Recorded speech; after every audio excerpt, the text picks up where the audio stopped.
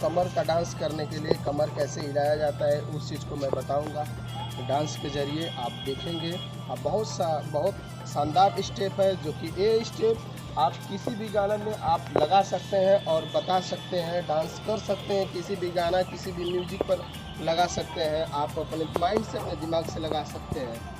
तो चलते हैं और कमर का स्टेप सीखने के लिए और लेके चलते हैं। पहला स्टेप कैसे किया जाता है, जो दाहिना पैर है उस पैर को आगे निकाल कर इस पैर को ऐसे करके कमर थोड़ा थोड़ा ऐसे करके ऐसे करेंगे। पिछला पैर भी इसके साथ, पैर के साथ साथ कमर चलना चाहिए, पैर भी उठना चाहिए। 1 2 3 4 1 2 3 4 1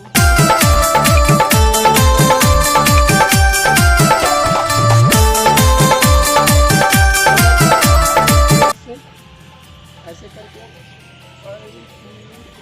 लचक लेना। यहाँ से लचक लेकर कमर में फिर झटका देना, लचक लेकर झटका देना।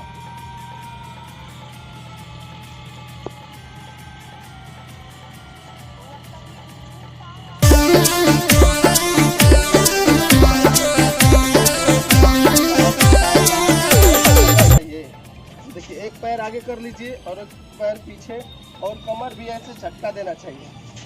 2 3 1 2 3 1 2 3 2 3।